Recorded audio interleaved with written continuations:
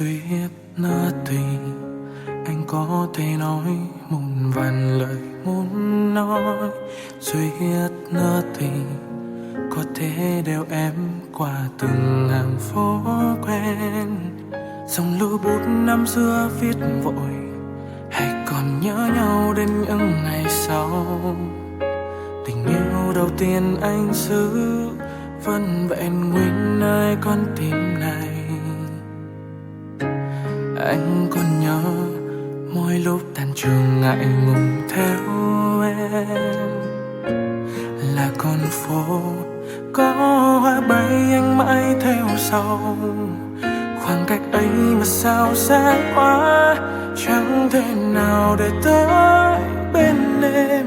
Thời thanh xuân anh có là những nỗi niềm nuối tiếc, lời chưa nói anh thả vào trong cơn gió nhắn với mây trời.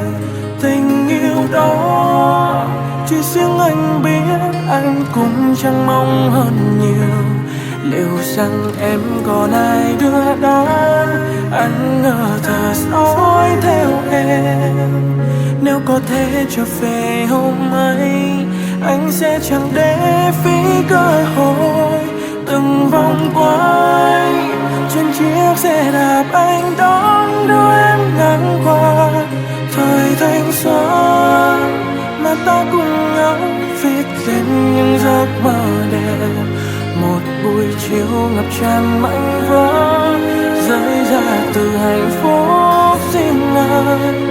Suýt nữa thì người đã biết, yêu thương một thời anh đã tương tư.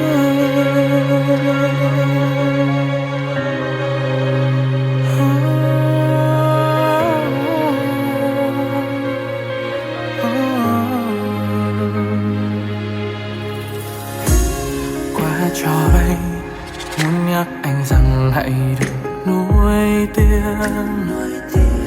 Vậy mà sao chính anh vẫn cứ mãi hy vọng, để rồi trên đoạn đường phía trước ta vô tình nhìn thấy nhau. Liệu bây giờ anh sẽ nói những tình yêu cất giữ bấy lâu?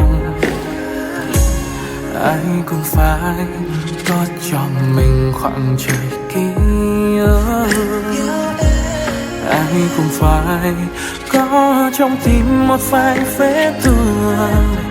Thời gian trôi chẳng chờ đợi ai, em đã được người đón ai đưa. Tình yêu anh vẫn thế, vẫn mãi chôn vùi nơi đây.